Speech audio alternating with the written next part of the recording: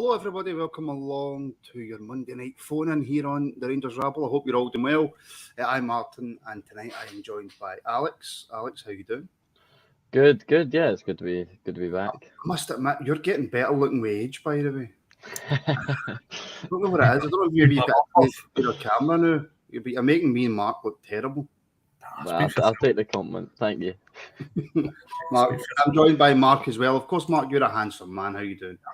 I'm doing as well as can be expected. Back offshore, so I'm surviving. Back offshore, making the big bucks. Yes, so it is the phone-in. The phone-in will open very, very soon. As soon as the wee bar goes along the bottom, you will know the phone-in is open. Just before we get into it, for those of you who didn't watch the last phone-in, there's been a few changes. The Rabble is getting a bit more coverage now with regards to working with the club. We will be doing most of the B team games. You've probably seen some of our academy reviews. If you haven't checked them out, I highly suggest that you do. And I've got a meeting soon with Rangers to talk about first team access. Now, the only way, obviously, that we can get first team access is by building the following, building the memberships that we've got started. After the last phone-in, we jumped up like 25 members, which was unreal. And obviously, none of it can be done. I'll get to Wolf in a minute as he interrupts my intro. Wolf is going to join us live from Belgium. So, yeah, I'll get to that in a wee second.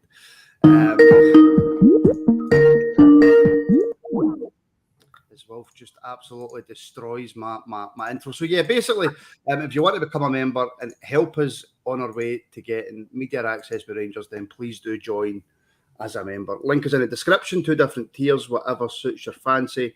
It really helps us along. And thank you to all the new members as well. But we're bringing out some members' content as well, obviously, as the numbers go up. And it helps us along in our journey. Now, obviously, it's a phone-in, so I better take this call before Wolf absolutely batters me. So, hello, Wolf from Belgium. How you doing? I'm very well, Martin. How are you? I was okay until you absolutely disrupted my intro. Well, I thought I'd better phone you while I remember. You thought you better phone me while you're getting no service. How is Belgium? Belgium is very, very warm, very nice, beautiful place. Sitting in the most beautiful square you've ever seen in your life, in the middle of Brussels, with 3 of my good blue nose friends, just enjoying everything that's passing me by. It's fabulous. Not a lot of Rangers fans kicking about, I have to say. Well, that was going to be my next question. How is it looking numbers-wise? Well, I think a lot of people have just gone through to Leuven, because there's quite a few Bears on my flight this morning.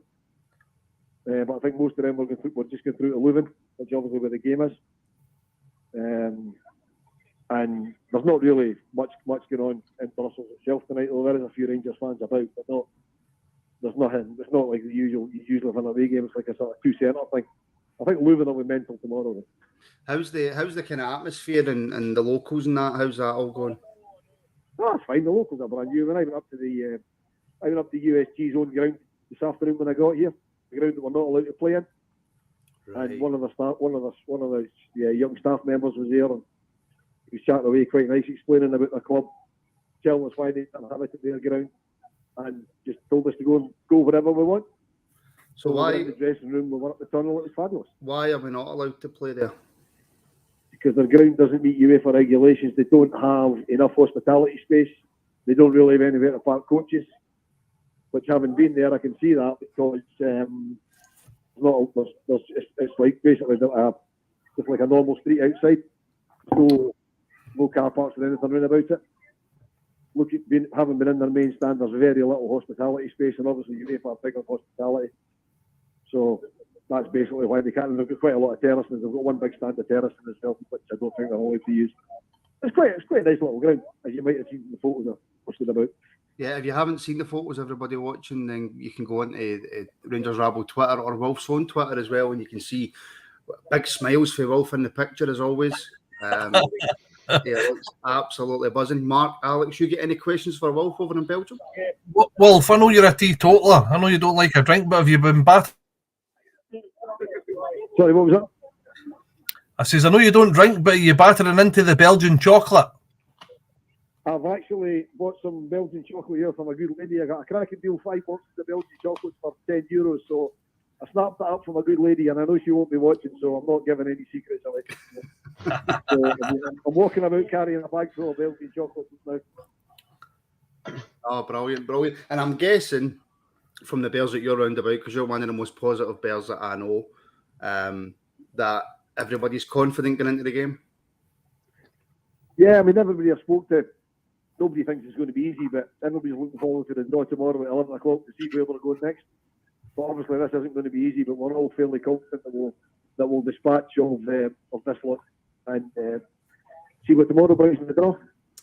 Right, well, I'm kind of hoping, obviously, I'm going to actually, I probably shouldn't say this because I might get shot down. I'm going to be covering the B team game tomorrow night. So it's going to be Scotty on hosting duties. So we'll maybe see if it's possible to get you to phone in after the game. If I can get service and it's not too loud, I'll certainly do that. No worries. Right, well, I shall let you go now, Wolf, and I'll let other people get phoning in. But thank you for the update from Belgium. No problem. And enjoy the pod, lads. I won't actually say it because it's a bit loud where I am just now, but I'll catch up with it later. No worries. And have a good show, and I'll hopefully speak to you tomorrow. Thank you, Wolf. Speak to you soon. All the best, Wolf. All the best, Wolf. Yeah. I tell you, that felt awfully professional. A reporter out in Belgium, didn't it? He's just there for the chocolate. It's just absolutely. So yeah, if you want to phone in, I will just put the number up right now. It's 0141 628 7237. You can have your say on whatever you want. Doesn't necessarily have to be the European game, but we're going to talk about the Livingston game a wee bit later on. We're also going to talk about John Souttar as well. A wee bit unfair criticism came his way, I think. We're going to delve into that. And of course, anything that you guys want to talk about. And straight away, on the phone lines, we have Ian. Ian, how are you doing? Hello. Hello, Ian. How are you? Hey, I'm great, guys. Well, what can we say about Saturday? Well, I mean, we might have thought it would be a little bit of a cruise, didn't it? Thought it'd be all right. It'd be like a nice little drubbing. Not. Football doesn't do scripts very well. We were hanging by our head until at least we got the equaliser, and then did the right thing and turned it around. Football, eh? Bloody hell. It's that right. See, on that point, Alex, and I'll take that to you. I actually think that was a better win than what a lot of people realised. All right, Livingston, not the greatest side in the world, right? But they had 4 competitive games before that. We were going to their ground on the first game of the season. Horrible pitch. Livingston always make it difficult for you. I think to grind out that 2-1 win, Alex, was exceptional. Yeah, well, by no means is Livingston away an easy game, and I mean you see that many a times that the big sides go there and they drop points, and it happens a lot. So coming away from there with 3 points is vital. It's huge. It's something that a lot of teams won't do this season, won't do in previous seasons. So it's a big result, and especially to be 1-0 down against a resilient side, a stubborn side like Livy at their ground. Again, we've seen it before. Sometimes you don't come back from that, no matter how hard you try, how many shots you have, how many crosses you put in the box. It just doesn't work. And we have Cholak's goal is chopped off. In my opinion, anyways, he's not offside. Obviously, the linesman doesn't see that. And it takes a lot of grit to go and then bring Arfield on, and he obviously gets the equaliser, and then Taz scores a superb free kick to turn the game on its head in just a couple of minutes. So yeah, it's, by no means was it the best performance that we could possibly have, but getting out of there with 3 points, especially after being behind, is a huge result. And Ian, I actually think if you watch the game back, yeah, okay, 2 late goals to win 2-1 doesn't sound great, but I thought we actually played quite well. Oh yeah, I think of course we played well. I mean, spare a thought for my friend. He went big on. So he was so workaholic. He was so overconfident of a big result that he put. Let's just say he put a certain amount of money down and lost it within 5 minutes because he thought the score would be 0, Rangers something, the other team 0, and then I couldn't help but mock him and say, well, that's a certain amount of money down the drain. He didn't talk to me for the rest of the day. That's why I don't gamble. Yeah, but what can you say? But you know what? One thing I also found amusing was, like, after all there was a little bit of a fuss around some people I knew when Arfield got a new deal, and all I said was, look, he's not. He'll still score vital goals. You might come on and get a vital goal, and what does he do? Comes on and get within he was barely on 50 seconds and scored the equaliser, and I couldn't help but peg with those people back and say, oh, what a waste, eh? What a waste of a new deal. And then again, I have to take my moments to be a little bit brag a little bit when I'm proved right. I have to say, and I hold my hands up an apology to Scott Arfield. I was one of those who was critical when he got his new deal, Mark. But this just proves that people at Rangers know far more than I do. Yeah, I think we were all a wee bit critical, but I said it in the reaction show that although he's getting a wee bit older and he's maybe lacking a wee half yard of pace, you can't teach those runs that he makes. That's just something you can't teach a player how to do that, and it's something that he's done time and time and time again for us. But yeah, we've all kind of slated him. What he's getting a new contract for, and hey, he's come up trumps, and that's a couple of times. And recently, he's come up trumps for us. So, fair play to the man. As I said, Gio knows better than us. So, oh, absolutely, he absolutely does. Ian, mate, crackery, our first call. Thank you very much. You're welcome. You're welcome. Speak to you soon, buddy. Right. All the best, Ian. I know, John, you were trying to phone in as well, buddy. Sorry about that. If you want to give us a wee phone now, you will get on. It's first come, first serve. So if you want to use a wee phone back, you can. Yeah, Alex, on Scott Arfield, I wanted to touch on the European game first and the Ryan Kent injury news, but Ian, fantastic call, mentioned it. Scott Arfield. And just before I do that, I will bring in John because unfortunately he was trying to get through and he couldn't get through. John, how you doing? Hi there. Can you mute the show in the background? Hi, John. Oh, hi there. How you doing, John? Yeah, I just showed that it shows the importance of the Arfield signing the new deal. I've always liked Arfield, but I think during the game we're kind of going side to side again. We could be doing with somebody that could go forward, charge forward to midfield. Well, Alex, you're the tactics man. John got a point. Yeah, well, I think that's what in our midfield now, the additions of Tillman and Lawrence should be the man that's going to make the forward runs. And I think Kamara at the moment, I mean, we're learning as it goes game to game in different geo systems, and obviously he's a bit more settled now. And Kamara is a big player for Rangers, but he is not a 10. You know, he's more of a box to box, and obviously that's something that Arfield brings a little bit more than Kamara, because Kamara's more of the link-up player, the player that gets it from defence to midfield, you know, from and then midfield to attack. He's that box-to-box player, a guy who's going to make a few tackles, take a few players on and make the passes, and occasionally, very, very occasionally have a shot, whereas Arfield is seemingly more confident to go on and take that shot, take that risk. Yeah, again, I'm the same as Martin. I hold my hands up and say that I was not exactly delighted, to say the least, when he signed the new deal. And to go on more than that, I think I may have messaged the group chat on Saturday when he came on to say that this could be time to turn the TV off. So, again, I definitely owe Arfield an apology. And it is somebody that makes forward runs from midfield. I mean, we saw it again in the second half. With Tillman coming on, he made forward runs, and I thought he had a really impressive debut. John, Tillman seems to be the name on a lot of Bears' lips after that kind of second half cameo. Is he the player that you think maybe could do that, breaking forward? Yeah, I hope so. He's certainly a precise passer anyway.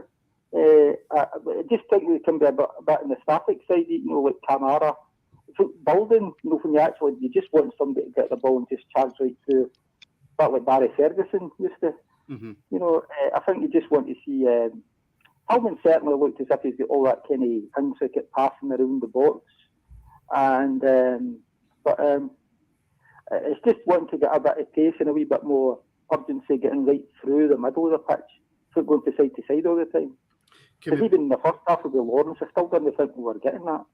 But can we put that down to John, it simply being the first game of the season? Can we use that as a caveat at all? Well, hopefully, but you sometimes find that they're just a kind of habit they're in, and it's something you need to get a real change to make that change, you know. But I like Kamara. In saying that, I'm kind of half and half with Kamara. I could see positives from staying, and at the same time, I could see positives from going somebody more sort of aggressive and getting forward, maybe replacing him. I know. I've been quite on mark on the Kamara love train lately. I just see him as a really, really important player. I think he's a fabulous player. I think he's got everything, but I don't think he's a 10. I think that's what lets him down. I think that when they brought on Tillman and Artfield, both of them were looking to run past the striker, and that's what caused mayhem. That caused havoc. And rather than us going side to side and flying crosses in, the two of them come on and they were looking to go forward and as I said, break that line. And I think that's pretty much what won us a game. As soon as Tillman come on, we looked like a different side. I've always liked Arfield. Yeah. I mean, because he's the only one we've got that can break the lines up until Tillman coming, and I think that's why he gave him a new contract. And I was too short-sighted, John, to see that. I'll be brutally honest. I'm not a manager or a coach. I'm just a wee fat guy who likes to talk about Rangers. If it wasn't for Arfield, then we probably don't go on and win that game. No, exactly. Probably when they got to the cup final either. That's exactly that. John, buddy, thank you so much for coming on. Please don't be a stranger. Okay, right. Thanks, Em. Cheers, John. Bye. Cheers. Bye. I know I kind of need to eat a wee bit of humble pie, but the whole Arfield thing, it's kind of spat right back in my face in the first game of the season. Can we talk about Ryan Kent, Mark? I'll come back. We'll come back to the Livingston game, and of course, whatever the callers want to talk about, we'll come back to that as well. Not travelling with a squad. The club are saying it's not a serious injury. Is that something that we should be a little bit worried about? As long as it's not serious, I don't think there's anything to worry about. I think that I like to think that they're just taking all precautions. He's going to be a big miss, really big miss. I think he will just shuffle the pack a wee bit, but as long as it's one or two games, as I said, watching the game, he did land pretty awkwardly. So, as I said, it looked as if he'd maybe went over his ankle or strained something a wee bit. So, hopefully, it's just a wee stave, and he's going to be fine for the weekend. Can I just say, I just about had a hernia there, Walter. 1,505 people watching. It was 155. I'm like, where did we get 1,500 people watching? There you go. Absolutely brutal. No, but Alex, even getting into the European game, regardless of the standard opposition, Ryan Kent's been one of your biggest players in Europe. Is that fair? Yeah, absolutely. And I mean, in the first half, it was hard to give many people pass marks against Livingston, but in the second half, I mean, he was my man of the match. He was outstanding. Yeah, unfortunately, he gets the first assist for the Cholak goal written off, but he put in some superb crosses, and then obviously one leads to the Arfield header, the equaliser. Yeah, Kent's a big miss, but something that obviously is a big helping hand to that is having Ravi Matondo back, because he can play off both sides, and he could go and fill that left-hand side. It again leaves the right-hand side a little short, and that's why we ended up having to get Matondo in the first place. But he's agile and he's quick, so why not play him? Is that not a wee tiny bit of a worry mark though? Is Matondo fully fit? Well, this is the thing. This is what we're going to need to decide. As I said, I don't think they'll play him if he's not fully fit. But I've got a funny feeling that he will stay on the right-hand side, and either Sakala or Lawrence is going to play on the left-hand side, I would think. Yeah. For everybody watching on YouTube, please do like and subscribe. The subscribers have been going up as well, like mad. It's crazy. But yeah, please do like and subscribe. And of course, the notification bell. And I didn't even know this until Stu was hosting, but apparently you can hit all as well. when you hit the notification bell, and that tells you when we go live with everything. There you go. I'm learning off his doing. That was his first time hosting. Who, by the way, done a great job. Fair play to him. Absolutely brilliant. I know he was slightly nervous before it. I said to him, just go on and rabble a lot of shite. That's what I do. And you'll get through it. So yeah, please do like and subscribe. If you're watching on Facebook, we're trying to build our Facebook, so please do give us a wee follow on there. And of course, if you're watching on Twitter, give us a wee retweet, a like, and get your comments in there as well. And it's a phone in. So yeah, 01416287237 to get your point across.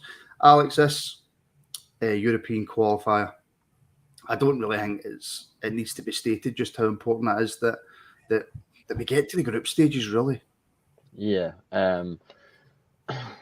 This is a must win fixture, because at the moment, let's not understate it. These guys finished second in the league last season after the playoff bit, but going into the playoff in Belgian league, kind of similar to our split, but before that, going into it, they were top of the table, and it wasn't expected. It wasn't expected whatsoever. They've had a superb run and are a superb team. Let's not get, let's not understate how good they are to be here. However, they've lost some of their best players. I mean, their top scorer last season, he's off to Brighton now.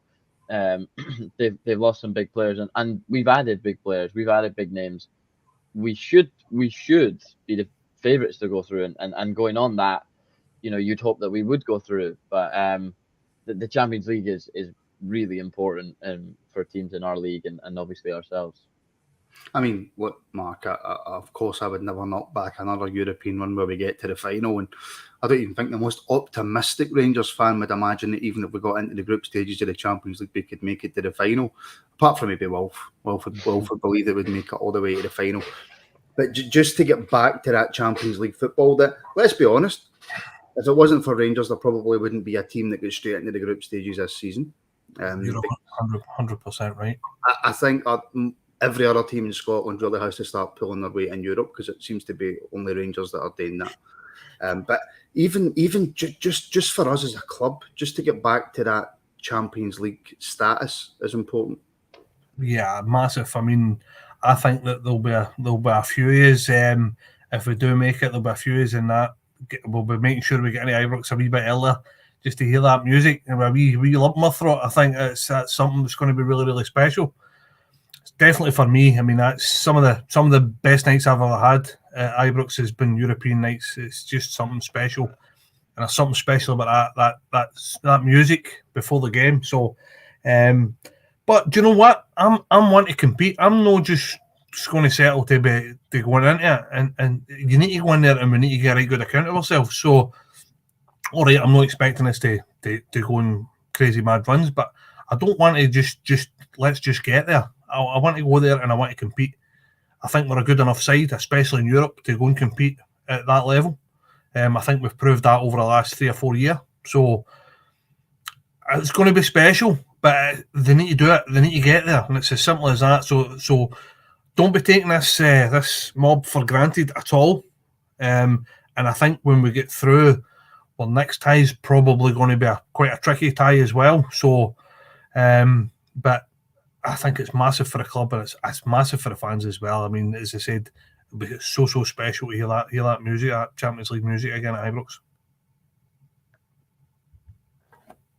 On mute. My apologies, I'm still on mute. See, I'm not very good at it. Somebody put in the comments that I'm very good at the hosting. I'm not really. Thanks, Jay.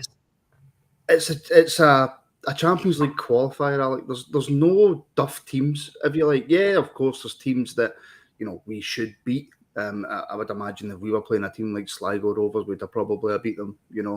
Unlike other Scottish teams. But this mob finished second in the Belgian League for a reason. The Belgian League is a good standard of league, so it's not as if we can go into this thinking this is going to be a cakewalk.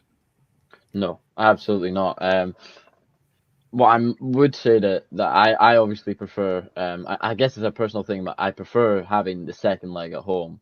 I think it means no matter what happens, away, you take it back to Ibrox, and there's a lot to say there. But it's no easy game. There are no easy games in the Champions League, and that's why you want to be there. You want to be there to test yourself, to prove yourself. And a lot of these players will come in and I've looked at our European run, and that's going to be attractive to a lot of them, and the chance of Champions League football. Of course, that's going to be an attraction to more and more players. And again, I mean, the European run to the final, unreal, and it probably won't be matched for many years from any Scottish team, let alone ourselves. But the money to get into even just the group stage of the Champions League financially, you are sorted. Do you know what? I'm gonna put something out there, and I don't think this includes people like Alex because I think he's a wee bit too young. But see if there's anybody out there who's got a favourite Champions League European Cup moment. Phone in and tell us about it, actually, because I'm just old enough to remember when Rangers were in the Champions League. I know Mark's more than old enough to remember Rangers in the Champions League / European Cup. Michael makes a great point here. I know qualifying for the Champions League from a financial point of view, everyone's looking at that, but he's of the opinion that the prestige of playing in it will mean a better calibre of player we can attract going forward. Mark, something that Alex touched on there. But yeah, if we can prove that we are a Champions League team who competes, which I think is more important than making it to the Champions League and just getting thumped like other Scottish teams, if we can prove that, you know, we can compete in the Champions League, then you're going to get a far better standard of player coming. Yeah, every player wants to play in the Champions League. Doesn't matter who they are, they want to play in the Champions League. So that's a massive thing for attracting players and stuff like that. But the prestige, I think that last year our prestige went through the roof because of the run that we made. So I think that our prestige is way where it should be. To be fair, I'm saying it's way over what it has been, but that goes without saying. But teams have sat up and took notice of us now through the last 3 or 4 years.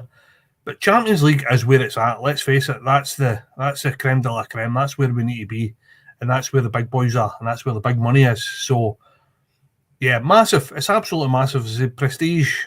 Yeah, I'm all for. I'm more of a prestige than the money side of things myself. I really couldn't care less. I want to see your Real Madrids, your Bayern Munich's, your Man United's, your Man City's all at Ibrox. Because I tell you what, a lot of these teams will come here and they'll get a right fright with that noise, with the amount of crowds, because a lot of these big teams, although they're big teams and they go to big stadiums, but they'll not have heard anything like Ibrox. Well, yeah, especially Champions League night will be mental. I was just going to touch on that. I mean, you talk about atmosphere. Something that for me really sunk in about how good Ibrox is, how good the atmosphere is the fact that you look at Dortmund, one of the, touted as one of the best atmospheres in the world. They always have been. It's always been that way. They came to our ground and they looked scared at the start. Yeah.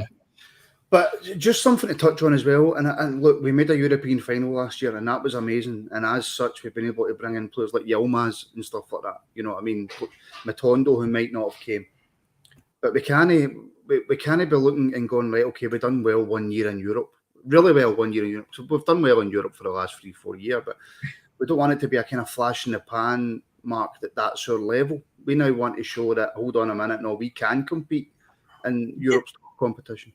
Yeah, 100%. But it shows, if you look at us over the last 3 or 4 years, there's been a constant progression. We've progressed. Now we've got to that stage where we were in the final last year. Now our next step is Champions League to go and compete. And then in the future, because then we're now a Champions League team, once we go and win that league back again, which we're going to do, once we go into that, straight into the Champions League again. So we're now a Champions League team. We're going to attract Champions League players, level of players. So, as I said, it's progression. And if you look at it, we've progressed over the years to get to where we are just now. So we just need to keep kicking on, keep taking that steps to move forward.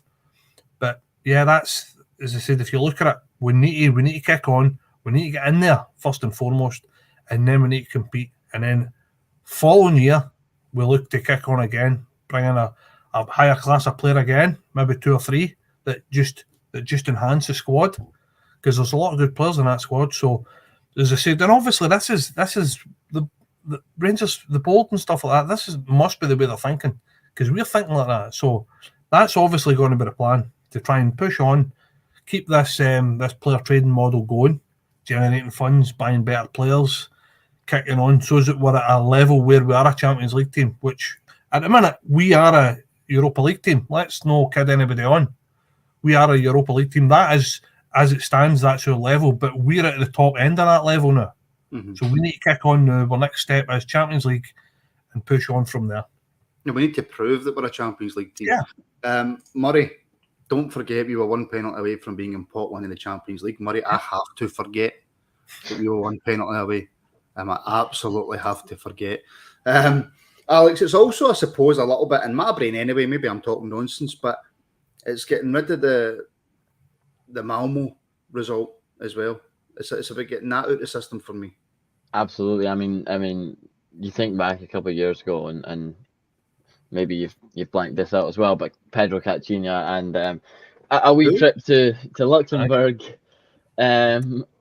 getting that over and done with, and obviously when Gerrard came in and beaten Scroopy, the biggest thing of that was, the team was nowhere near our team in terms of quality, but it was a mentality thing. I mean, there were still players there from the previous year that needed to win that, to get over that, to get over it all, and look at what they've gone and achieved now. I mean, we've done well in Europe for many years, 4 years, 5 years now. We've been competing in Europe, and now we need to go and kick on and do that again and show why it's not just we can do it in Europa League. I mean, obviously an unreal run last season, but now you go and you show, okay, the Malmo result was a blip. And that's what you do. That's what they have to go and prove now. It is, like you say, getting over that Malmo result, making it a blip, and getting past that round, past the next round, getting to realistically where we belong. Yeah, no, I 100% agree. How much do you think, Mark, that Gio and the players are under pressure? And is there any worry that they might feel the pressure? I'd like to think that this group of players that we've got, obviously they know the amount of pressure that they're under because they play for Rangers, simple as that. It doesn't matter how they play, they need to win. But I don't think that they'll take this pressure lightly. I think that over the last few years they've kind of learned to change that pressure into sort of a be able to use it and to be able to kind of and work through it, because we've had some massive results. But no, I think that they've learned, and I think that recruitment-wise as well, you kind of this is something that they'll obviously look at. They need to look at people's personalities and stuff like that as well when they're bringing players in and buying players. So, I think that the pressure, although it's always going to be there, no matter who you're playing, no matter how you're playing Livingston. But I think that they're good enough to deal with this mentally. We're mentally strong enough to deal with the pressure. I think we've shown that in the past. I know it's the same for all teams, Alex. Well, I say all teams. Most teams that come into these qualifiers, I think Union have only played one game, which I think they won as well. But we've only had one competitive game. Is rust a wee bit of a worry, an issue? I'm just trying to get all the negatives out the road, and then we can focus on the far greater positives. But is match sharpness going to be an issue? Yeah, of course. That's something, especially when you bring a lot of players in. We don't have a big turnover in the summer. It kind of goes the other way. Everybody's a wee bit fresher at the start, or the link up isn't as new. It doesn't have to be, getting the players used to the system or used to the ideas and used to each other. And then later down the line is when it kind of starts to hit, because you run into, these guys did this last season and the season before, we can work this out kind of thing. So you have to make sure that this season when we click, we click early, and the new players come in and make an impression straight away, or very soon anyway. So of course, yeah, that's a worry. And with the big turnover that it is, the big refresh that we're having, it is something that could be a worry. I mean, Union have played, I think it's 2 league games now, because they started the weekend before us, and they've come away with a win and a draw, which is still two unbeaten results. They've not faced defeat yet this season. So yeah, of course, rust is something that, but it should be on their minds too. Although they've had one extra competitive game than ours, we are almost at the same stage of the season as them. Alex, people in the comments want to know, What is that picture you've got up? This is it's actually my calendar. I don't know if I turn my computer around, then I think it will probably pull all the plugs out, and I'm not restarting this thing again today. But I do have a frame picture there, and I have another Rangers one in my cupboard just now that I've just not. That looks like the world's smallest calendar, man. That is unreal. don't. It's a way to get it. Everybody was asking. That's. I thought it was a Polaroid, his last victim. Yeah. Oh, there you go. That's not. Well, you've redeemed yourself. It's just a really, really long room, isn't it? Yeah. Yeah. And also, why have you painted your walls shit brown? Well, it's actually grey, so that must be the lighting. No, it's the light. There you go. So that's what everybody was asking. As we get it sorted. Right. So, Mark, who plays tomorrow night? So, I mean, there's all sorts of connotations here in it. There's all sorts of things that you could. Who goes in goals? Right. I'll go for it. I think that McLaughlin starts. I think your back four is going to be Tav, Goldson, Sands, Barisic. We're going to play two holding midfielders. I think that will be Lundstrom and Kamara. No. This is the only thing that concerns me, this next bit, when you were talking about rust and stuff like that. The next four players that I'm going to mention are all new and have not really played with each other and have not really played in Europe with each other, which is my only concern. Right side of the front, the three behind the main striker. Right side, Matondo. Number 10, Tillman. And I think left side will be Lawrence and Cholak up front, obviously, because that's the only striker we've got fit. Now, the front four is what concerns me, because although they're all good players, they've no played together and they've no really had a lot of time to train with each other. So, and it's a big game. So, to caveat what I've just said, that's what I think is the strongest team. But you might see or maybe go tried and tested, i.e., maybe put Wright on the right-hand side and Matondo on the left and Lawrence through the middle. But for me, I would go Matondo, Tillman, Lawrence and Cholak up front.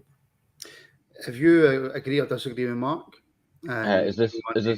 you want to have your call 01416287237. Apologies, Alex. Sorry. Is this what you want, Mark, or what you're expecting? For me, that's the strongest team at the moment, with the players that we've got and the players that we've got fit. I think what will happen is I don't think Gio will fling that four together, purely for the same reason. I don't think that the four of them should be playing together. I think that they're the strongest team on paper. If we were 7 or 8 games into the season, then 100% that would be the team I would pick. I've just got a funny feeling he's going to go with the likes of Wright, purely for the fact that Wright knows what's happening in Europe. He knows how we play in Europe. He knows what's expected in Europe. So whether that might sway his decision or he just goes brave and, as I said, plays them all. But I think that the four of them, because the four of them have never really played together, they're all new. I think that he might chop that up a wee bit, but I think that with the players that we've got, he's maybe just going to tweak it just slightly. As I said, that I think maybe Wright might come in on the right hand side, but I don't think there'll be much of a change. I think that if you bring the likes of Arfield into a number 10 role, I think you're starting to look more defensive. I know that's a strange thing to say, but I think that Arfield's no as attacking as the likes of Tillman or Lawrence in that 10 role. So that's kind of my thinking. As I said, I've got a funny feeling it'll be Wright, Lawrence, as I said, either Lawrence on the left or Lawrence and Matondo on the left is what I'm thinking. So right, well, look, taking for what Mark's saying there, Alex, right? And again, if you want to call in, it's 01416287237. Don't be shy, don't be nervous. Just get your phone call in, none of us bite. apart from Mark. None of us bite.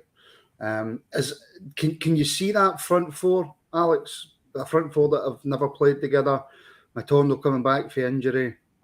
Cholak has obviously, I say played every game. We've played one game. Obviously, Cholak will play up front because he's the only striker that we've got. But do you see that three behind him? I would like to see that three behind him. I think I've seen a couple of comments or a comment there saying that Arfield has to start tomorrow and he's earned it. But somebody who really earned it for me is Tillman, and he now has to go and prove why he deserves to start and why he's got this loan move and why he's here kind of thing. And this is a big step for him, a big stage for him to prove his worth. I think Lawrence as well, obviously again, it being a friendly, but there's no such things as friendlies in football, was really good against West Ham, really good against West Ham. And there's definitely a player there. I think a lot of people looking in on the Scottish League were surprised. Well, obviously he was linked elsewhere, but surprised to see him come here and again think that he'll do really well. So I think Lawrence is he'll either be really good or do nothing at all kind of thing. And I expect him to perform. I think he's going to fit in there. It comes at a tough time because obviously you want that position to be competitive, and obviously if we had Matondo and Kent fit, I think it kind of, at the moment anyway, after Sunday's performance, it kind of picks itself. But without Kent, you have to have somebody to fill in there, and that's going to be either Lawrence, Tillman, or if Matondo's there, then maybe Tillman plays on the right, like he did when he came on for right, or plays a kind of right attacking midfielder role, and Lawrence is there as well as an option.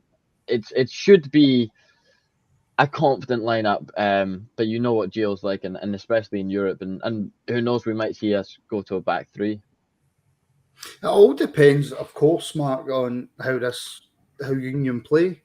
I don't know how they play. I don't know their formation. I don't know who their best. I probably should know, right? Obviously, hosting a Rangers podcast and we're doing a preview on them. But I'm not 100% sure how they play. So is he going to go with pace? Or if we don't need pace, an Arfield might start. One player who we haven't mentioned yet is Ryan Jack. Is Ryan Jack going to be fit enough to play? Is that the kind of player he's going to want to bring in? So I suppose it all depends on the tactics that Gio's going to use. I think it's, as I said, it's a hard one because there's a lot of new bodies in there, and it's a hard one to kind of second guess what's going to happen, because obviously we've only played one game of the season so far, and for what we can only really surmise from what we've seen for the first game of the season, and we cameos over the friendlies. So I think, as I said, you're trying to second guess the manager with what he's seeing and what we're seeing. So, I mean, what we're seeing is probably completely different from what he's seeing on the training pitch. So he's got a good idea of what their capabilities are, what they're good at, what they're not so good at. So, as I say, we're trying to second guess them. But I'm just looking at if the players that are fit are definitely fit for 90 minutes, that would be the strongest side. But I just don't know what Gio's going to be thinking, whether he's going to be thinking, is it too soon and is it putting too much pressure in such a big game? You fling four people that have never really played together into a match this size is kind of what I was trying to say. I maybe never articulated it well enough earlier, but that's what my thinking is. My thinking's, is it too big a game to fling so many unknowns at it? Or does he try and maybe bring a wee bit of, like, right, well, we know what right brings us in Europe, so we'll stick him on there with a view to maybe see how we go the first 45 minutes and take it from there. But rest assured, Gio will have his homework done. The team will know exactly how this team play. They will know their weaknesses, they will know their strengths. And I think that, personally, if you're buying these players and you're paying money for them and they're Rangers players, then you need to give them the chance. You need to go and play. So I don't know. As I said, we're kind of running circles here, because I think it's a tricky one to try and second guess. As I said, probably 6 games into the season, we'll probably know exactly who would play. Do you know what I mean? It's one of these ones that it's early in the season. We're trying to figure out who would be the best team to play, and it's a hard one. You're saying you were getting muddled up with your words there. According to Walter, you need to start doing Dictionary Corner on Countdown. Now, is that Countdown, Walter, or is that Cats does Countdown? Two completely different shows, yet they're almost identical. I felt like Shakespeare there. Honestly, I did. Hey, Alex, a big question that's going to be asked, and a big question that's been asked in the pre-season, is who's going to start in goal. We got our answer in the league with McLaughlin. Does Gio stick with McLaughlin in goal for Europe? He should. I don't know if he will, but he should. I mean, we've seen this a lot with Gerrard switching between keepers in Europe, and then kind of giving them a rest, especially McGregor. Giving him a rest so that then he was fully fit for Europe, and maybe that's what Gio's done at the weekend too. But I would hope that McLaughlin is the one that is starting tomorrow night. I just think, as good as McGregor is a shot stopper, all round, McLaughlin, especially now, just has a better game. And again, that's somebody that I need to hold my hands up to and apologise, because I was really not wanting to go into the season with him as our number one, and now sitting where I am, I'd be a lot more confident with him than McGregor. Alan, thanks very much. Apparently I've got a hairline like Shakespeare, so there you go. If only I had his money. But yeah, it's about continuity as well, Mark. Right, we'll come on to the centre backs in a minute, right? But just sticking with the goalkeepers now, is it not a case that you need to give McLaughlin as many minutes as you can, especially with it being the start of the season?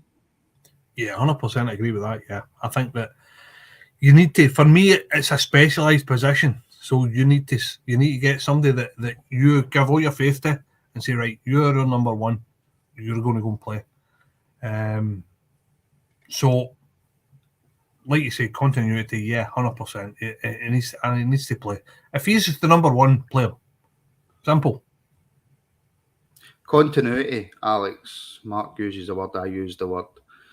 Does that also ring true for the centre of defence when it comes to tomorrow night? Obviously, Davis has travelled with his squad. If he's on the bench or he starts or whatever, should Souttar start alongside Goldson? I think it's a really difficult one.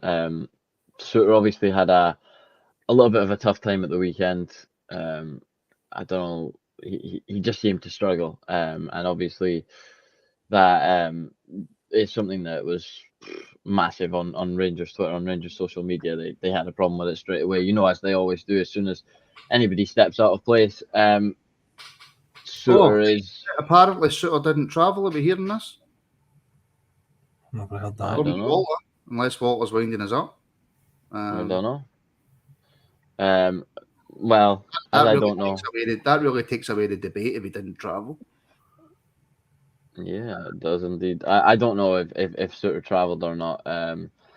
But yeah, I think we should know that, guys. if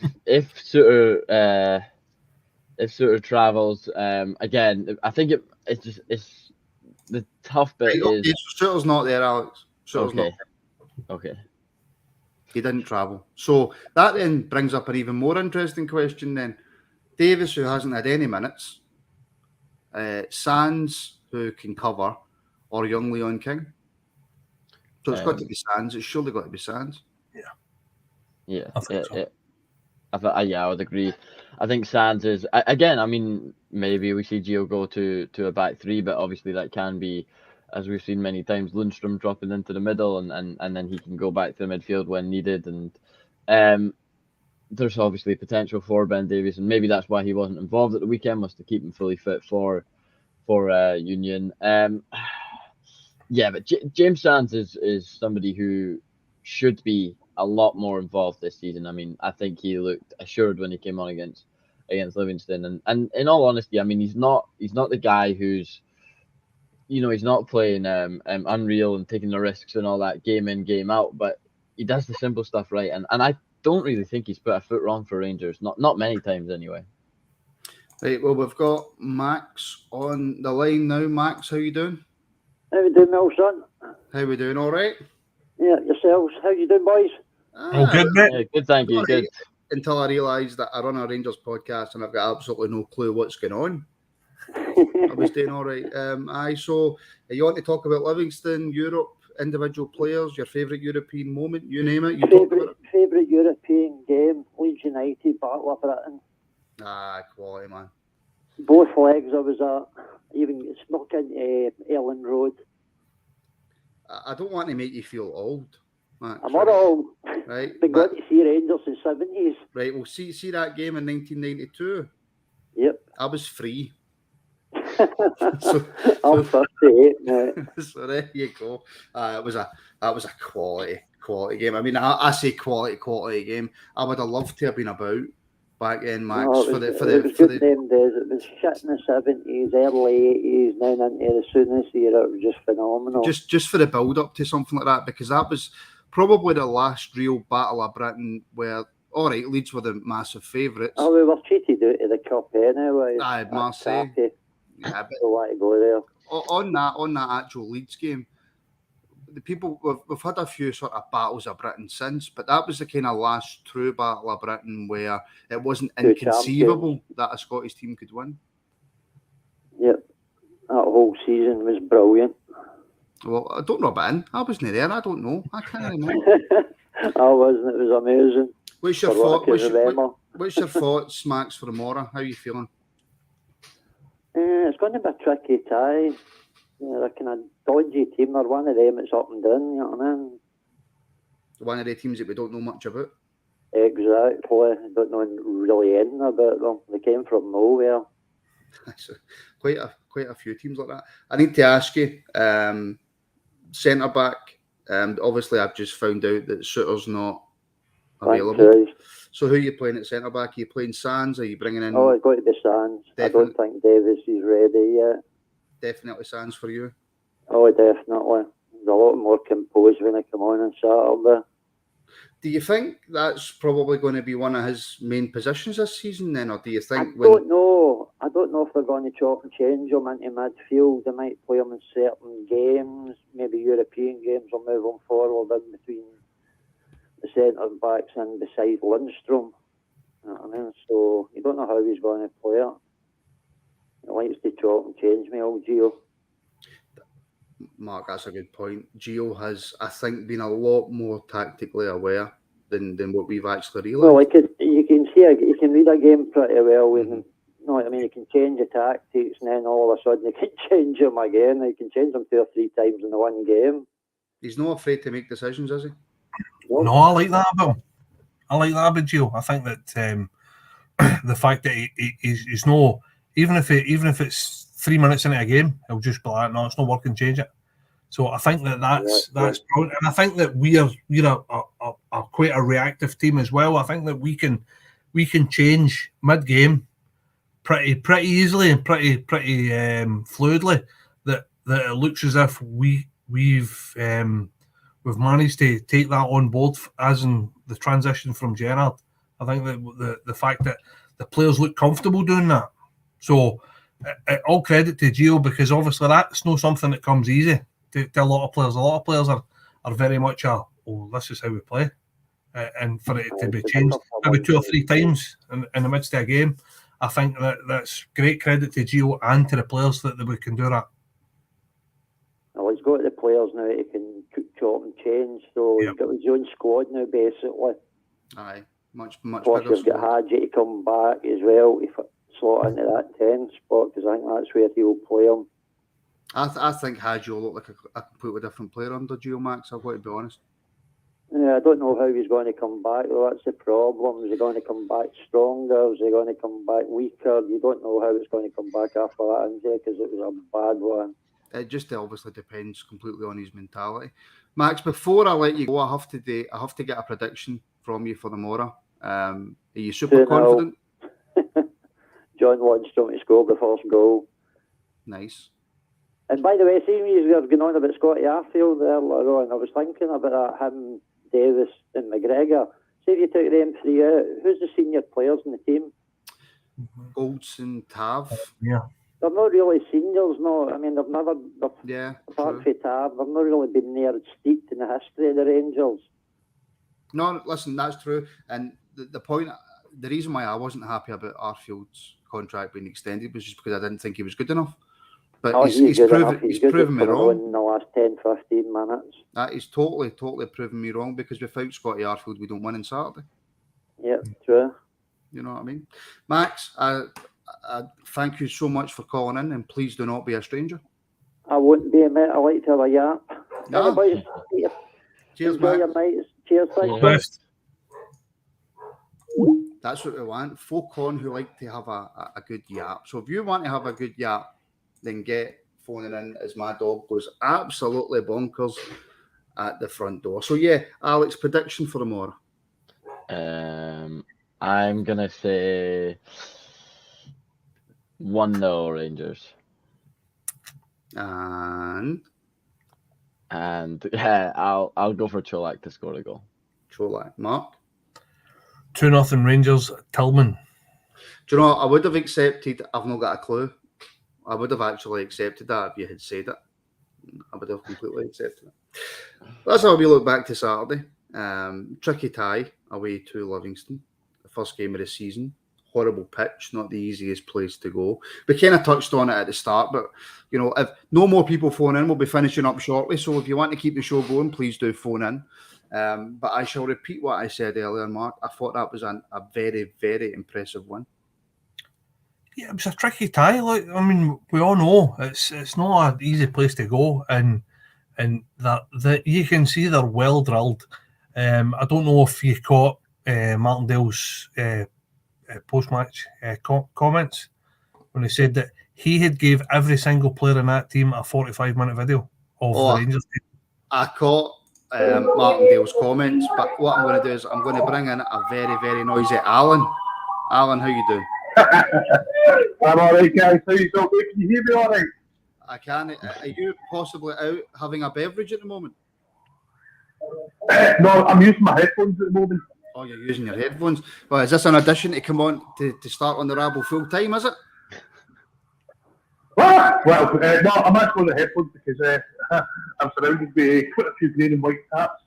Oh, I see. So what would you like to talk about? I was going to just ignore the fact that you were in sunny Spain. You mentioned the first ever European match for your favourite one that you attended. Mine was Dynamo Kiev at Ibrox 2-0. Matt Falco scored the goal, and Souttar with his jammy header, I would like to say. Hold on. Sorry, I'm going to have to let you go because that was really, really noisy. Al's going to need to go outside somewhere and phone his back, isn't he? That's just mayhem. I very much apologise, Alan. I'm far too young to remember Dynamo Kiev. But yeah, I do apologise. That was just a wee bit too loud. So we'll go back to what did I ask you, Mark? I forgot. Right. So just talking about the game and how it was a good win. But yeah, as I said, like I was saying, Martindale. Hold on. We have Alan back now. Is it going to be as loud, or are we going to be able to hear him, Alan? See, now he's just disappeared. And he's really quiet. Really, see, he's went from being pure loud to pure quiet. Aye, on David Martindale's comments, I think there was a few people very unhappy about David Martindale's comments. I wonder why. I mean, the problem is that this guy just because people tell you the truth. A lot of people just don't like it. See if it doesn't agree with their narrative, then do you know what I mean? But like that just shows you the amount of effort and organisation that goes into his teams to give every single player a 45-minute video of the Rangers team and how they play and what they're going to do. So that's proper dedication. That's and he said it before the game as well. He never said it was a dead rubber, but he almost said that. He said that it's a freebie basically because nobody's expecting him to do anything. But I'll tell you what, he's not telling his players that. 100% sure he's not telling his players that. So we're going to bring in. Sorry, Mark. It always seems to be Mark that I cut off when we get a caller in. But yeah, we're going to bring in a good friend of the channel, Ian Ross. Ian, how are you?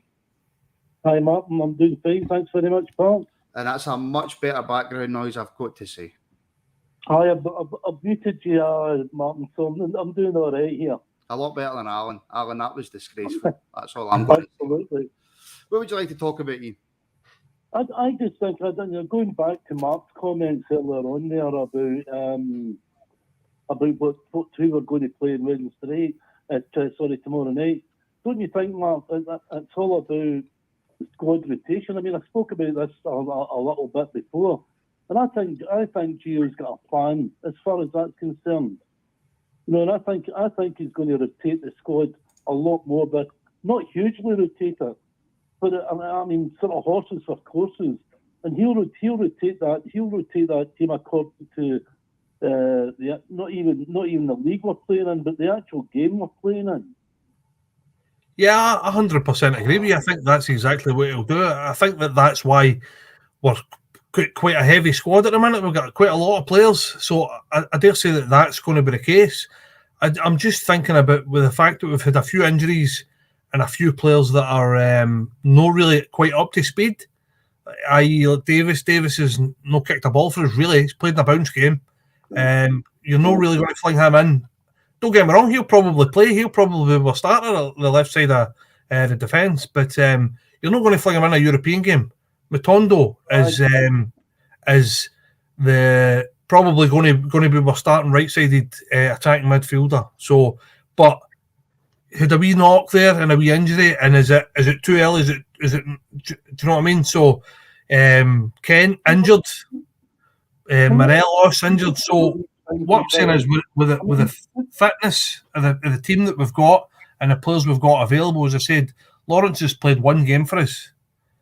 Matondo's not even played a proper game for us. So that's my point in that. As I said, I think 6 or 7 games into the season, and everybody's fit and everybody's played good minutes. I think that you will see that rotation. I 100% agree with you. I think that it's just this specific game that I was concerned about. Just very, very quickly, sorry, in 2 seconds. Ewan Minton, channel member, he's put in a £5 super sticker. Ewan, thank you so much for your support. Guys like you and Ian have been here since day one, I believe. So yeah, thank you so much for your support. Ian, you can have your comeback on what Mark said there. My apologies. Yeah, Mark. I agree with you 100%. I mean, I did a team guest, if you will, for Saturday, because I went to the game. I managed to procure a ticket for my brother, so I travelled through for the game. My thought is, and I'll go to speak to Alec about that one. And I thought he made a mistake playing Souttar from the start. I thought he should have started with Sands, rather than Souttar. I mean, why risk Souttar on a plastic pitch when the guy's coming back from an injury? Yeah, I mean it. And I was very, very impressed with Sands when he came on in the second half, and I thought he helped, along with Tillman, obviously, to change the game. You know. Yeah, in hindsight, I think maybe Gio could be thinking the same thing. And again, I think these games can happen for players. Souttar was maybe somebody he thought might be better suited because he's probably played there before with Hearts. He's a bit more used to, say, the Scottish League than maybe saving Sands for a European tie or whatever he thought. But yeah, no, I agree. I think Sands, especially after a bit of pre-season for both, Sands seemed to be the one that was a bit more confident, a bit more assured, and at centre back he's a ball playing defender, somebody who can play out from defence, and that's what you need when you've got a resilient team such as Livingston. Well, absolutely, I would agree with you 100%. Ian, can I just ask you though, do you think Souttar's possibly came in for a little bit undue stick though? It was his first game. He's took a lot of stick, obviously, in social media, and Connor Goldson's obviously had to come out and defend him after the first league game of the season. Well, I find it very difficult to give the guy stick because, as I said earlier, Martin, I don't think he should have played that game. I think it was a mistake to physically play the guy in that game because, coming back from an injury is bad enough. But coming back and playing on a plastic pitch and playing against a team like Livingston, who we traditionally struggle against anyway. Mm-hmm. We struggled to score against them 90% of the time. I just thought that Sands would have been better suited in that position. And I think Sands proved the point when he came on. He was getting tight to the big centre forward, can't remember his name. He was getting tight to him. He was stopping his runs, which Souttar just didn't seem able to do. So that I'll never criticise Souttar for the game that he had on Saturday, because I personally think he shouldn't have been playing in the first place. It's the fact, though, Ian, that Goldson has to come out and defend him after the first game of the season, which I think regardless. I mean, somebody's mentioned in the comments Lundstrom had a poor start, Barisic had a poor start. Surely by now, yes, by all means criticise, because look, if we do a reaction and somebody's poor, then we criticise. That's what you have to do. But for the vice captain of your football club to have to come out and actually speak up for a centre half who's played one meaningful game, and that's poor. But you know what us Rangers fans are like, guys. We just one bad game, and the whole of fan media is jumping in the guy's back. That's just traditionally Rangers supporters' knee-jerk reaction to any player that has a bad game. More so from a new signing. I mean, look how much they slated John Lundstrom at the start of last season. Souttar's getting exactly the same treatment. You can't judge the guy on one game, especially on the part that he was playing on and the defence that he was playing against. Absolutely. The attack that he was playing against. The guy, the big centre. I mean, I know the big centre forward had him in toast. To be honest with you, he really did, and that's why obviously Gio substituted him. But that whole scenario could have been avoided if he didn't play him. Yeah. I've got. In hindsight's 2020, and hindsight's a wonderful thing. But Paul in the comments is saying, look, Goldson sees him in training and says he will be good for us, and that's good enough for me. That's absolutely good enough. I just wanted to say on that point on Goldson coming out. Sorry, Alex. On that point on Goldson coming out and saying that Souttar's gonna want to go and prove him right now, and that's a big thing for Goldson to come out and say, and I think it shows a lot of leadership from him. Absolutely. It takes a lot of bottom as well to come out and say that type of thing right after a game. Mm-hmm. Yeah, absolutely does. To stand up for the player. He obviously thinks a lot about the guy to come out and say these things on social media to try and calm the Rangers fans down. I know, and it probably shouldn't have to after one game, but there you go. Ian, my friend, excellent call as always. Cheers, Martin. Thanks very much, Paul. And I'll speak. And I'll talk to you guys soon. Yeah. Yeah, you'll phone back. All the best, Ian. Cheers, Ian. Cheers, guys. Thanks a lot. Bye. Bye now. Cheers. I have to say, there was a few people phoning in there. If you do phone in and your number is anonymous, then for obvious reasons the phone shall not be answered. I don't know. I've been warned about picking up withheld phone numbers. There's a reason why people hide their number, isn't there? Alex, just to kind of finish off, then we'll just kind of go back to the Livingston game. I would go back to Mark, but I can't remember where we were at. And if I go back to Mark, he'll just be cut off again anyway. But if you want to cut Alex off, it's 01416287237. But what was your overall thoughts about the game on Saturday then, Alex? Overall, I mean, first half you watched and you thought To be fair, I think even in the first half, you could see something coming. You could see that although we weren't really creating enough good chances, there was a lot about it and a lot of still positives to take. But it just looked like it took us a while to wake up. And then in the second half, we were a lot more fluent. There was a lot of urgency about it, and obviously in the end, we get the goals that matter. So.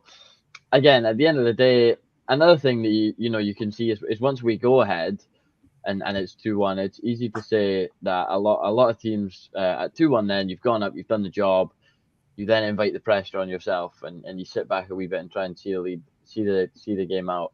Whereas no, we went and we looked for a third and we continued to look assured, and it wasn't just about being ahead and then defending the lead. We looked a bit more like Rangers should look. Yeah, we do have another call coming in. I probably shouldn't have put it on mute straight away, but they've hung up. So there you go, they've hung up. Caller ending 835, if you want to phone back in, we shall take your call. My apologies, I didn't get to it in time. But we do have, and probably one of our most famous callers on the show. We've got Carol. Carol, how you doing? You need to turn the show off in the background, otherwise there's a heavier lag. I'm doing great, Martin. How you doing, buddy? Have you got the show turned off in the background? Because we all heard my wee introduction to you there. There you go. I turned the whole telly off, so that's better. It's kind of dark down here. Save me electricity, Martin. Here. So am I. What was going to... Oh. You've turned the telly back on. He's sat in the remote, isn't he? It's muted now. Right. No, I was under the impression, I'm sure all the Rangers supporters were and all, that when we bought Souttar, he was to replace Golson on the right. Mm-hmm. So, and the other thing is, we're playing him left, out of possession, he's got to get used to it. But as for playing him in that park, I'm sure he's played in that park before. He has. Exactly. I mean, you can't make excuse. I'm not slating the guy. He had a bad game. A lot of players have bad games. Kent in the first half was non-existent. I hear it all the time. He's taking 2 or 3 men away. Well, that should be opening up places to get the ball into somebody else, and it doesn't seem to go there. You know? So you can't blame Souttar for that. That's the manager to blame for that one, for playing him out of position. When he isn't suited to that position, maybe, you know. He needs more practice at that. He'll have to get maybe 20 minutes here, 30 minutes there, you know. Bring them on when somebody else is playing number 2 upper. You know, that's the only way I think of that. Do you know what? That's a good point, though. Sorry, I'll just take that quickly to Alex, Carol, and then you can come in with your second point. Actually, that is a good point. He is playing in a position, Alex, that's completely unfamiliar to him. Yeah, obviously he's better on the right-hand side, and again, he's also better in a back 3 than he is in a back 4, so it's not something that's new to him, but it's not his preferred formation, his preferred tactics either. So it's something that's obviously going to take a bit of time getting used to for Goldson. Not Goldson, sorry, for Souttar.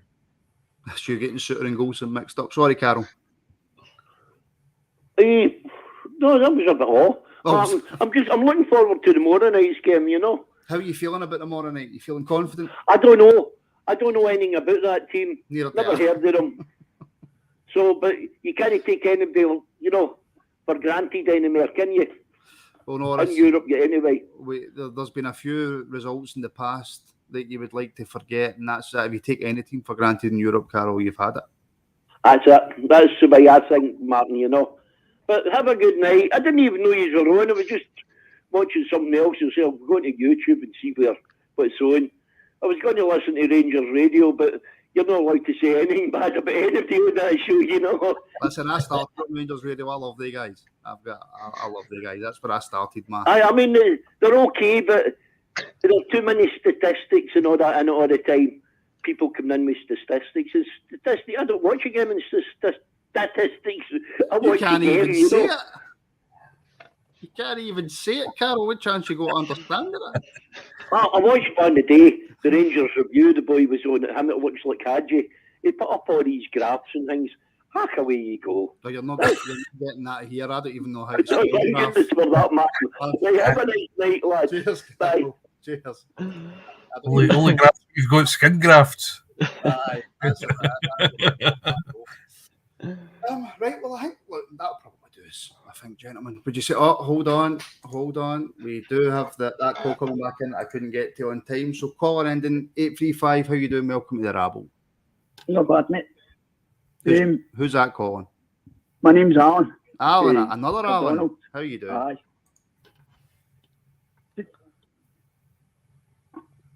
Still there?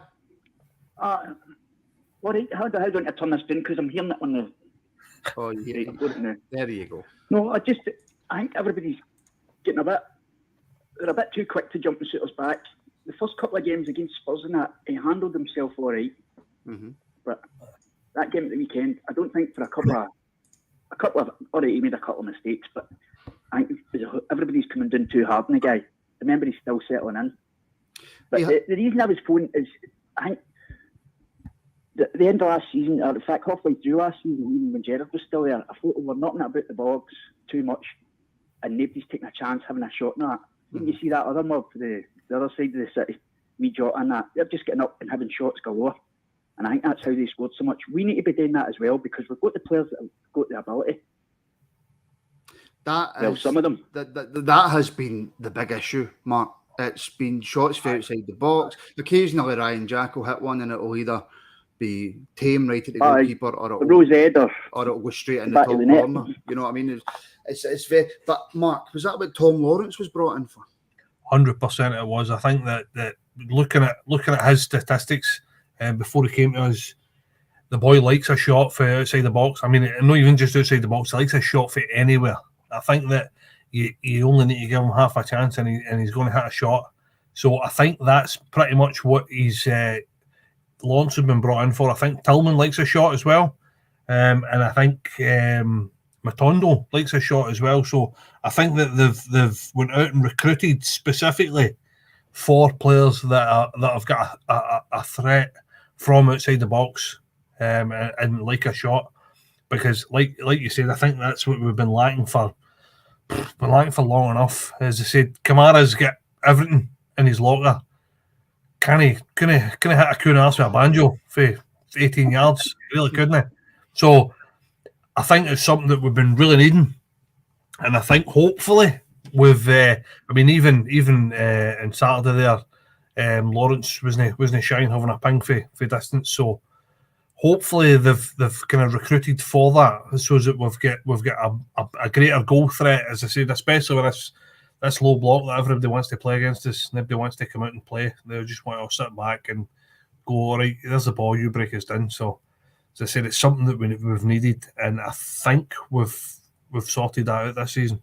But we're going to have to wait, Alan. Can I just ask as well, this is something that's controversial between me and a few of my mates, but do you think that's going to push people like Souttar and maybe Scott Wright further out the picture with these new boys coming in? Because I know Souttar, God loves him, he's a trier, you know what I mean? But just sometimes he does all the work and he's no end product. Scott Wright as well. I know they're trying hard as hell, the boys, but just there's a lot of times that they're trying, but they're just, to me, they're average players, and I don't mean that bad against the boys. I know they're in a squad of top players, but they're just no. Scott Wright's best game was probably the cup final last year, and even then it was only, all right, he scored the goal in that, but he's flat with him. Sakala, that boy's keen as mustard, but again, I honestly don't see the two of them making it top players of their careers. No, I think they end up maybe bang average. Alex, that's just my honest opinion. I'll take that to you, Alex. Sakala and Wright, do you see a future for them at Rangers? Yes, I think a big part of their future at Rangers is to be good backup, to be somebody that you can potentially rely on as backup or as a substitute. They are players that you're not going to get, players as good as players that should be playing week in, week out to come and settle for being backup, and both of those players, albeit a little bit older than those who you would like to be the ones with potential, etc., still do have potential, and I think I agree with Scott Wright's end product. It is not the best, but then going the other way, I think Sakala seems to trip over his own feet, but his end product is an absolute huge part for him. Alan, see for me, right, and again, I've got a blindness when it comes to certain players, and I've said this loads and loads of times. I was convinced that Philip Sebo was going to turn into the next old Ronaldo, right? There's just something about Scott Wright for me that I think there is definitely a player in there. He just needs to be grabbed and shook to get that player out of him.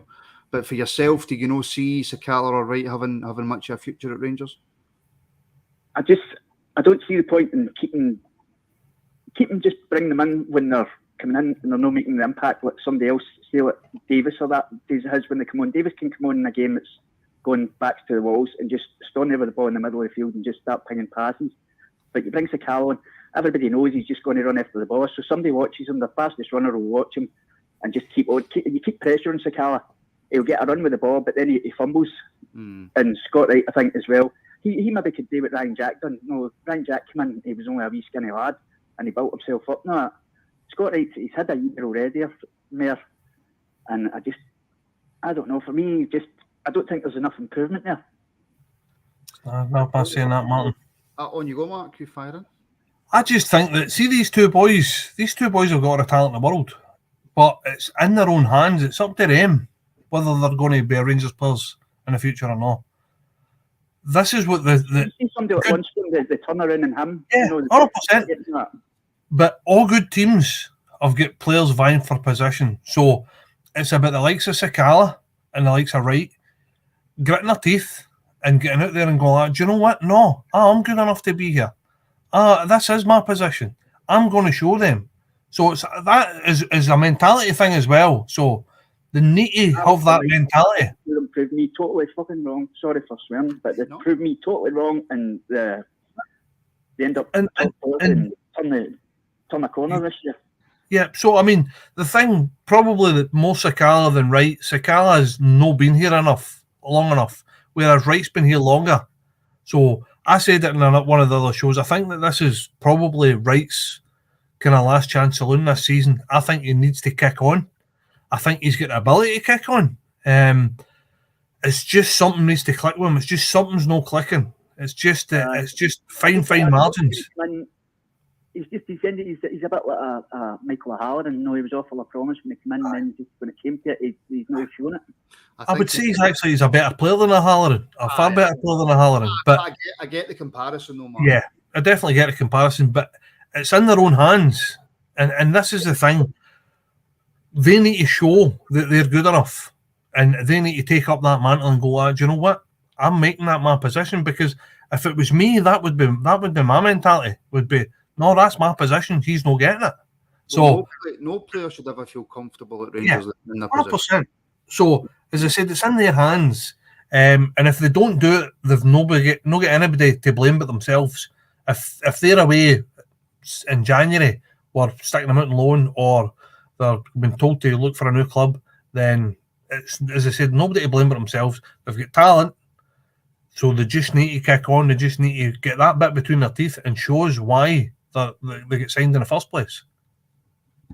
Alan, before I let you go, I've got two questions. Go ahead. First question is, I would imagine you're a subscriber, but have you gave the show a like? I'll hit it just when I come off here. There you go, right, okay. Right, that's question. See, I'll tell you, if you don't remind people, they don't like. So, get liking, folks. And question number 2, give me a prediction and first goal scorer for tomorrow. Goal scorer, I'm hoping Cholak. I think he's full of promise. I think that boy can do a ton for us. And I fancy him either getting a few in Europe and in the league this year. Score? I'll go 2-0 to us. 2-0. 2-0 Cholak, first goal scorer. I'll take that, I will take that. Right, lads, thanks very much. No worries, Al. Don't be a stranger. All best, Alan. No worries. Catch you again, mate. Cheers. Right. Good night. Right. That great quality end the show. That was really good. See that? See people phone in. You have a debate. We get your points across. You make more sense than us because most people know more about they're talking about than what we do. We just 100%. pretend that we do. We're just very good at pretending. Very, very good at pretending. Yeah. So listen. Oh, hold on. Should I take this call? Oh, right. Okay. Final call of the night.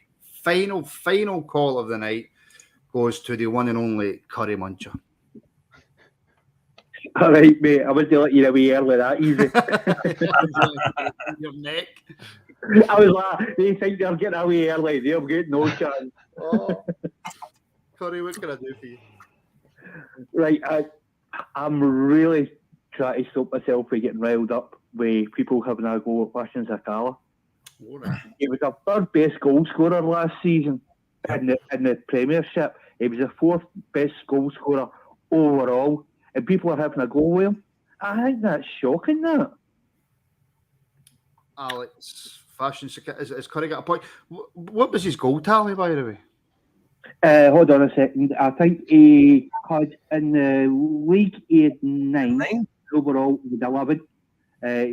Tavernier had 9 in the league in 18 in all competitions. Alfie had 12 in the Scottish League and 20 overall. And Kemar Riff was second. He had 10 goal contributions in 16 in all competitions, which should go bad considering how much of the season they missed. So it just shows you how much we miss him. Well, that's a fair point, Alex. I mean, Sakala, 9 goals. He racks up 30 appearances, but it's 13 starts. It's a goal every 164 minutes, which is, not even it's less than or it's a goal every 2 games realistically. It's a good return for somebody who is it's backup. And especially it's somebody that although the ability, the eye test he might not pass. Watching him isn't the most it's not the most fluent football to watch Fashion Sakala. His numbers are decent. They always have been for Rangers, and I agree with Curry. I think it's really hard to slag him as much as people are. Somebody agrees with you, Curry. We hope so. What about Mark? I always just disagree with Mark. I'm shockingly bad. Me and Mark see totally different all the time. Go for it, Mark. No, I do agree with you.